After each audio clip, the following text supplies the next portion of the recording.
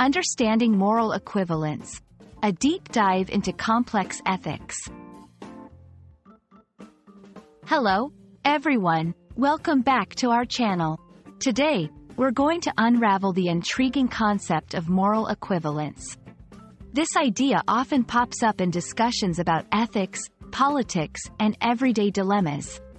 Understanding it can shed light on how we perceive and judge different actions and behaviors.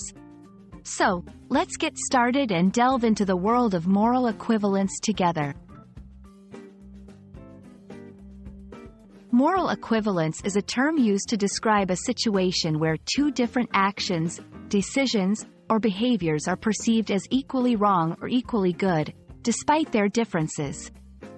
It's like saying, this action is just as bad or good as that one. However, it's important to note that this comparison can be quite controversial. Why? Because it involves deep questions about right and wrong, and people often have strong and differing opinions on these issues. To better understand moral equivalence, let's look at some examples. Imagine someone saying, lying about your age is just as bad as stealing a candy bar.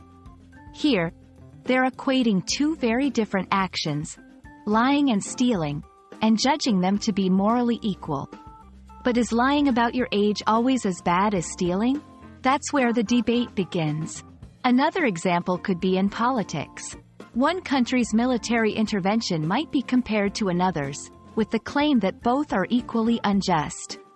However, the context, reasons, and consequences of these interventions could be vastly different, making the comparison a hot topic for discussion. The concept of moral equivalence often leads to heated debates. Critics argue that it oversimplifies complex situations, ignoring the nuances and specific details that differentiate one action from another. On the other hand, supporters believe that it can highlight hypocrisy or double standards in moral judgments.